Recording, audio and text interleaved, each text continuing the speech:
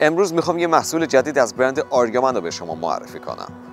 مطمئنم برای خیلیاتون پیش اومده که داخل خونه، حیاط، ویلا، باغ، کنار ساحل به یه صندلی یا تکیهگاه راحت برای نشستن نیاز داشتید اما بهش دسترسی نداشتید. اینجاست که به صندلی راحت نشین آریامن نیاز پیدا می‌کنی. این صندلی از داخل منزل، حیاط و تراس تا وسط جنگل و طبیعت کاربرد داره.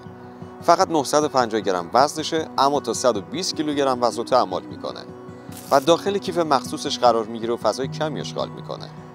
ابعادش در حالت جمع شده معادل طول 39 و عرض 11 سانتی متره. ابعادش در حالت باز معادل عرض 39، طول 43 و ارتفاع 32 سانتی متره.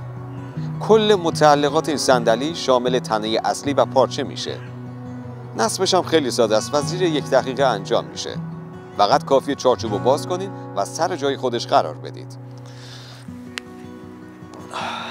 به همین راحتی صندلی راحت نشین شما آماده است. صندلی راحت نشین آریامن طراحی ارگونومیک داره و از بدنه فلزی مقاوم و پارچه نانو آبگوریش ساخته شده که همه اینا در کنار هم یه صندلی سبک، راحت، مقاوم و با کیفیت رو به وجود آورده. صندلی راحت نشین آریامن توی رنگ‌های شاد و متنوع آبی، زیتونی، طوسی، قرمز و نارنجی عرضه شده و از همه مهمتر که همراه خودش 6 ماه ضمانت و 5 سال خدمات پس از فروش داره.